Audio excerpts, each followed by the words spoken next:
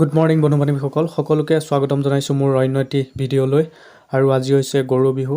সকলোকে গৰু বিহুৰ শুভেচ্ছা আৰু শুভকামনা জ্ঞাপন কৰিলোঁ। আৰু এইফালে ভণ্টিয়ে পূৰা ৰাতিপুৱাই লাও বেঙেনা থেকেৰা কাটি আছে, যিহেতু ছাতৰ বাবে প্ৰয়োজন হ'ব।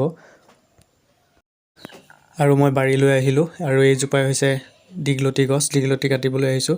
আৰু আমাৰ বাৰীত যিহেতু দীঘলতি আছে, সেয়েহে গাঁৱৰ প্ৰায়ভাগ মানুহে আমাৰ ঘৰৰ পৰাই দীঘলতি নিয়ে। আৰু দীঘলতিডাল ধুনীয়াকৈ কাটি আনিলোঁ।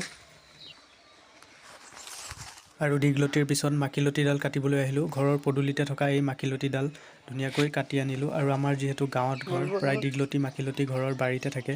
আৰু এইবাৰ গৰু বেছি নাই, এই দুটা গৰুৱে আছে।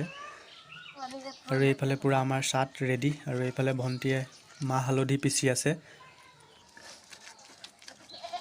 আৰু এইফালে মাহ হালধি পিচি আৰু চাট পূৰা ৰেডি। এতিয়া গৰুক গা ধুৱালেই হ'ল।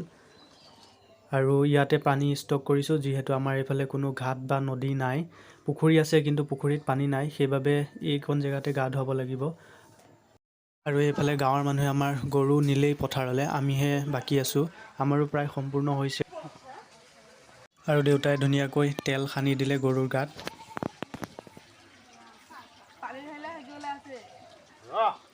আৰু মই এয়া মাহ হালধি ধুনীয়াকৈ সানি দিলোঁ। তাৰপিছত গৰুক গা ধুৱাব লাগিব। আৰু এয়া দেউতা, মা আৰু ভণ্টি পূৰা গৰুত গা ধোৱাত ব্যস্ত।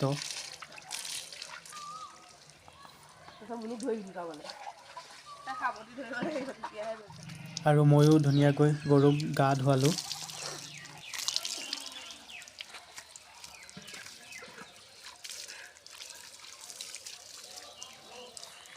আৰু এইফালে মই আমাৰ গৰু পোৱালিটোক ধুনীয়াকৈ দাঙি আনিলোঁ, যিহেতু সৰু, তাই ভয় কৰিছে। একো নহয় দে, ধুই দিবি হাত চাতকেইটা। আৰু গৰু পোৱালিটোৱে মোৰ গাতে হাগি দিলে, যিহেতু তাই সৰুতে মাক মৰিলে। সকলোৱে বহুত মৰম কৰে আমাৰ ঘৰত।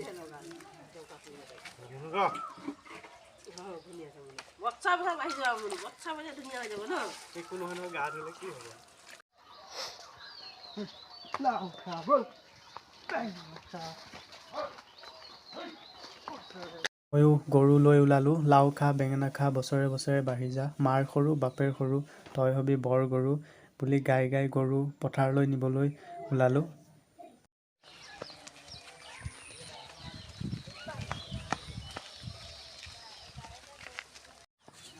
আৰু এইফালে মানুহজনে গৰুৰ পঘাডাল চেঞ্জ কৰিলে।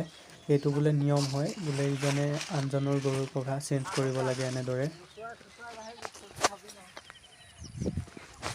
আৰু ময়ো ধুনীয়াকৈ গৰু এৰাল দিলোঁ। আৰু ইয়াৰ পৰা অলপ এতিয়া চাট মাৰোঁ গৰুৰ গাত। আৰু আজিৰ ভিডিঅ'টো ইমানেই আছিলে। ভিডিঅ'টো চাই যদি ভাল লাগিলে লাইক কমেণ্ট ছাবস্ক্ৰাইব কৰিবলৈ নাপাহৰিব। ধন্যবাদ।